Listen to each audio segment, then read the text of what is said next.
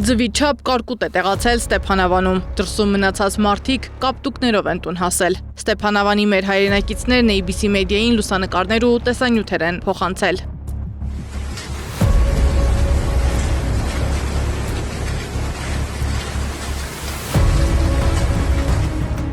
Մոտ կես ժամ տևած կարկուտը միլիոնների վնաս է հասցրել բնակիչներին։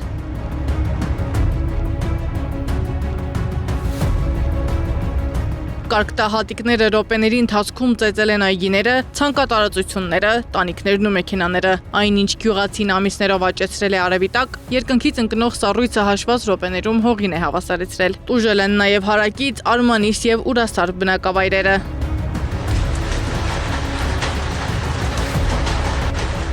Սառույցի սպիտակ շերտով ծածկված փողոցներ, վնասված մեքենաներ, ոչնչացած բերք բնակիչներն ասում են, նման կարկուտ վաղուց չէին տեսել։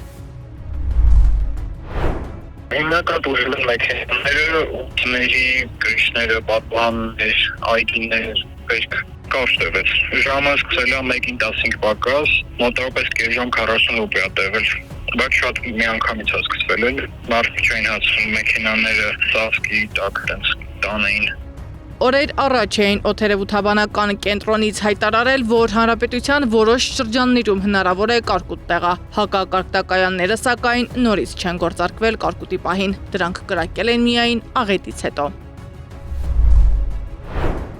Հակակարկտակայաններ կան տարածքում, բայց կրակոցներ չեն գտել, որովհետև այդ կարկուտը շատ միանգամից սկսեցել, ինձ թվում է յանքերն են շունել։ Արևոտ պարզ եղանակ էր, 10 րոպեի վանոց եղանակը փոխվեց, կարկուտից հետո ասել են կրակոցներ, կարկուտից հետո արդեն կրակվել են։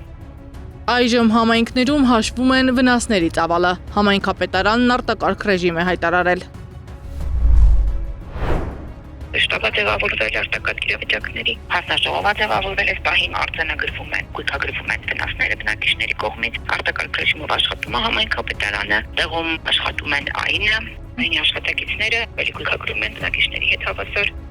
Թե որքան բերք է գետնին հավասարվել, քանի տնտեսություն է տուժել եւ ինչ աջակցություն կստանան բնակիչները, պարզ կլինի առաջիկա օրերին։